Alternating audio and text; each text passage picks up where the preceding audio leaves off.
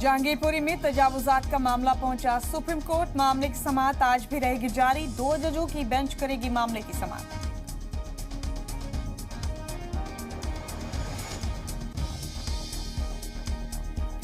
जहांगीरपुरी में बुलडोजर की कार्रवाई को लेकर इल्जाम तराशियों का दौर जारी। शशि थरूर बोले, अब इस्लामोफोबिया से हो रही है भारत की पहचान। बीजेपी बोली, गुनहगार गोत्र से नहीं गुनाह से गिरफ्त में आता है। सिखों के 9वें गुरु गुरु तेग बहादुर का आज 400वां प्रकाश पर्व। लाल किले से मुल्क को खिताब करेंगे वजीर आजम। पहली बार सूरज डूबने के बाद लाल किले से मुल्क को खिताब करेंगे।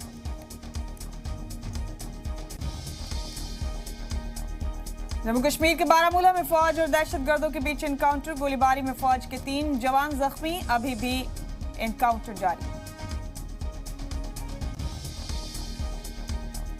ब्रिटेन के वजीर आजम बोरिस जॉनसन आज से 2 दिनों के भारत दौरे पर। गुजरात के अहमदाबाद से करेंगे सफर की शुरुआत।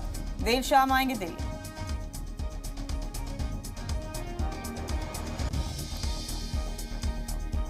रूस यूक्रेन जंग का आज 57वां दिन। खार्किव, डोनेस्क, मारिउपोल में हमले जारी। जंग के बीच कीव पहुंचे यूरोपीय काउंसिल के सदस्य चार्ल्स मिशेल।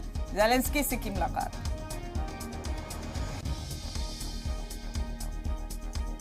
एक बार फिर इमरान ने किया भारत का जिक्र। कहा, नवाज शरीफ और आसिफ अली जरदारी को भारत का खौफ। डरते हैं कहीं इनका पैसा न जब्त हो जाए।